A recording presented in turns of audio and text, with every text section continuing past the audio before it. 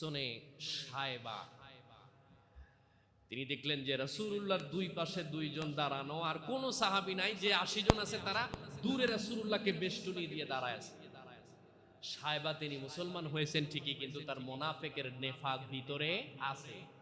তিনি তার খোলা তরবারি নিয়ে একটু চিন্তা করলো যে ডান পাশে যে আব্বাস, তিনি তার বাবার হত্যাকারী, বাম পাশে যিনি আছেন সুফিয়ান, তার চাচার হত্যাকারী, আলী রাদিয়াল্লাহু তাআলা আনহু তার ভাইকে মারছে।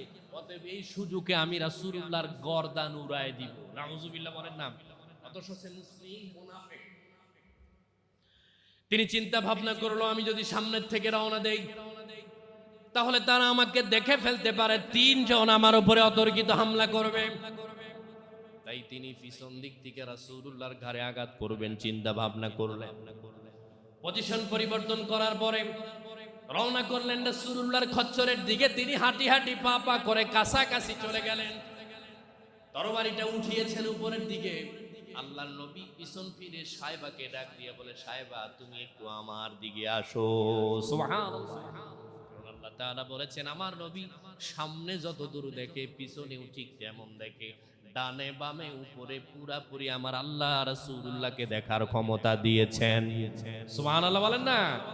পৃথিবীর কোন মানুষকে এই শক্তি আল্লাহ তাআলা দেন নাই।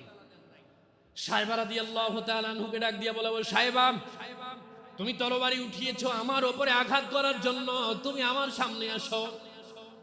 সায়বা আবু দারদা রাদিয়াল্লাহু তাআলা আনহু হাদিস বর্ণিত, তিনি ডাক দিয়ে বলেন, সায়বা বক্তব্য দিয়ে বলেন, আমার নবী যখন আমাকে ডাক দিয়ে বলল সায়বা তুমি আমার সামনে আসো, অটোমেটিক্যালি আমার হাতের থেকে খোলা তরবারিটা আমার পায়ের উপরে পড়ে যায়।